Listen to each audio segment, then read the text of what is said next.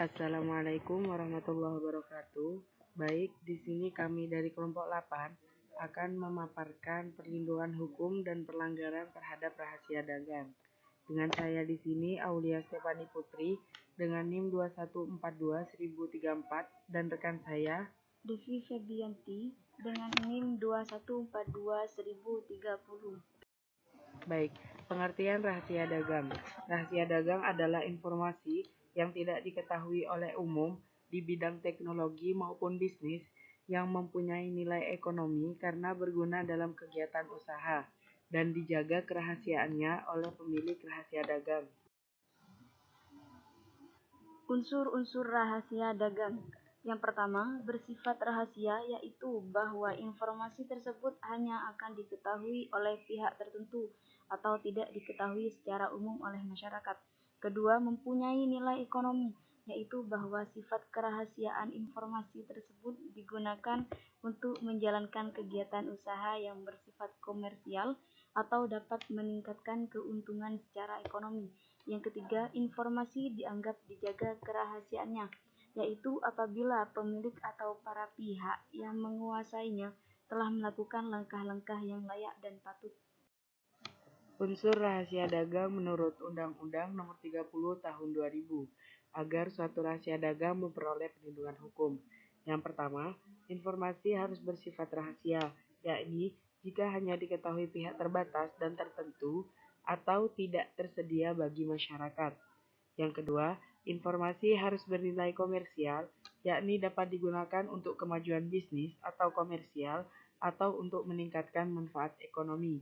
Yang ketiga, pemilik informasi harus mengambil langkah yang layak dan wajar untuk memelihara atau melindungi sifat kerahasiaan informasi tersebut. Unsur pokok perlindungan terhadap trade secret. Yang pertama, informasi harus bersifat rahasia. Yang kedua, mengungkapkan informasi rahasia dapat dibenarkan dalam keadaan tertentu demi kepentingan umum. Ketiga, tergugat berkewajiban terhadap penggugat untuk menjaga kerahasiaan informasi. Keempat, terhadap penggunaan informasi rahasia tanpa izin oleh tergugat.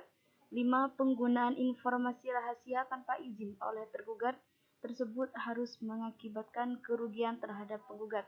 Yang keenam, berbagi upaya hukum atau remedis terdapat diterapkan oleh pengadilan. Pelanggaran terhadap bocornya rahasia dagang. Rahasia dagang yang dilakukan diatur dalam pasal 17 Jo, pasal 13 dan 14 Undang-Undang Nomor 30 Tahun 2000 tentang rahasia dagang yang berbunyi, suatu tindakan pelanggaran terhadap rahasia dagang sering disebut breach of confidence dan biasanya dikategorikan sebagai perbuatan melawan hukum. Kasus pertama diawali di negeri Belanda oleh Cohen versus Lindebaum. Hogerat menafsirkan secara luas perbuatan melawan hukum, yakni termasuk dalam perbuatan melawan hukum yang bertentangan dengan kesusilaan atau dengan kepatutan di dalam masyarakat, baik terhadap diri atau benda lain.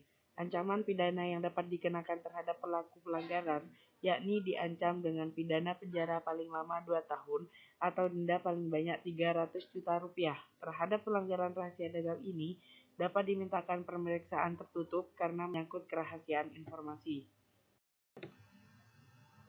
Pelanggaran terhadap rahasia dagang.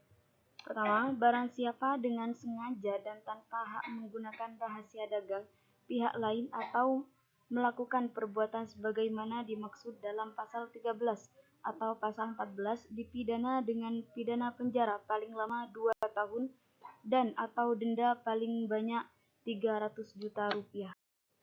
Baik, mungkin itu saja yang dapat kami jelaskan. Kurang lebihnya mohon maaf. Sekian dan terima kasih.